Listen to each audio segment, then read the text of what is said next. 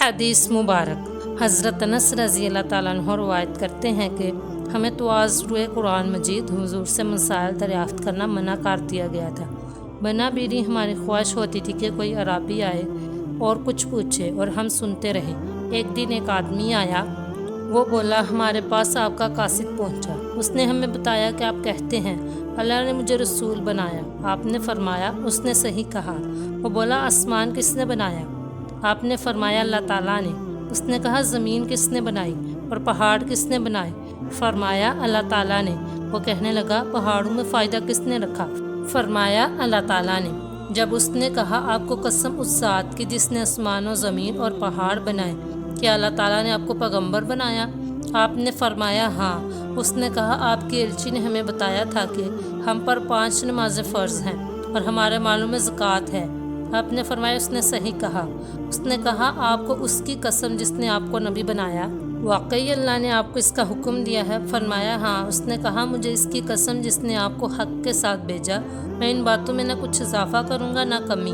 رسول اللہ صلی اللہ علیہ وآلہ وسلم نے فرمایا اگر یہ صحیح کہتا ہے تو بے شک جنت اس کا ٹھکانہ ہے۔ ابو اقدلیسی رضی اللہ تعالیٰ عنہ روایت کرتے ہیں رسول اللہ صلی اللہ علیہ وآلہ وسلم لوگوں کے ہمراہ مسجد میں تشریف فرما تھے تو 3 آدمی آئے۔ ان میں سے 2 آدمی نبی اکرم صلی اللہ علیہ وآلہ وسلم کی طرف آئے اور ایک واپس چلا گیا۔ ابو اقدلیسی کہتے ہیں وہ دونوں رسول اللہ صلی اللہ علیہ وآلہ وسلم کے پاس کھڑے ہو گئے۔ پھر ان میں سے ایک نے حلقہ میں ایک جگہ گنجائش دیکھی تو وہ وہاں بیٹھ گیا، اور دوسرا مجلس کے آخر میں بیٹھ گیا، اور تیسرا واپس چلا گیا۔ جب رسول اللہ صلی اللہ علیہ وآلہ وسلم ان کی تعلیم سے فارغ ہوئے تو فرمایا کیا میں تمہیں ان 3 شخصوں کا حال بیان نہ کروں؟ ان میں سے ایک نے اللہ تعالیٰ سے بیٹھنے کی جگہ مانگی تو اللہ تعالیٰ نے اسے بیٹھنے کی جگہ عطا فرمائی، اور دوسرے نے لوگوں کو زحمت دینے سے حیا کی اور اللہ تعالیٰ نے اس پر رحمت فرمائی اور عطاب نہیں فرمایا، اور تیسرا اس نے منہ پھیرا، خدا نے بھی اس سے منہ پھیر لیا۔ علم و حکمت میں رشک کرنا۔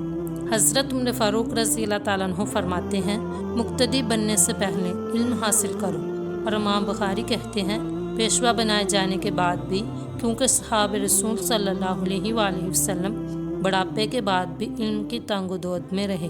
حضرت عبداللہ بن مسعود رضی اللہ تعالیٰ عنہ سے روایت ہے نبی اکرم صلی اللہ علیہ وآلہ وسلم نے ارشاد فرمایا حسد صرف آدمیوں میں محمود ہے۔